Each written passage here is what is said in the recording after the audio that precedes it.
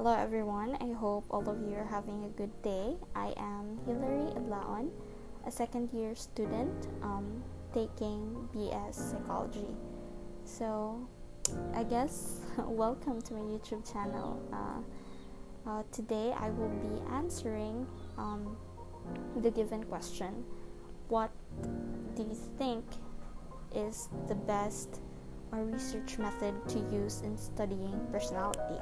So, often until now, experiments are usually the preferred type of research, since the control exerted over the variables allows the investigator or the researcher to make cause and effect statements about the result obtained. So, much of the early research was based on clinical observations, which were not done according to strict experimental methods that we have today.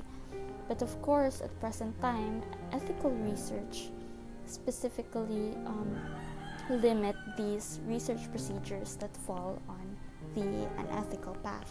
So, if we look back on the classic studies conducted by the early personality theorists, namely Sigmund Freud and even Professor Philip Zimbardo, who conducted perhaps one of the most famous experiments, which is the Stanford prison experiment. I'm sure a lot of you are familiar with it already. This is when 24 male students were randomly assigned the role of either a prisoner or a guard, and the purpose of this experiment was to study the causes of conflicts between the prisoners and the people who guard them. So, if you think of it, this was only an experiment that involved students and not actual criminals, right? So, what could honestly go wrong? Well, everything went downhill from there, to the point that the authoritarian measures adopted by the guards were so extreme that the experiment was abruptly stopped after just 6 days.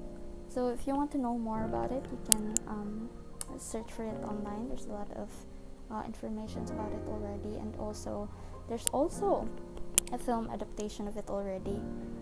Very informative and intriguing, to say the least. So with that said, experimental method might not always provide the best or the most suitable way of studying a particular behavior.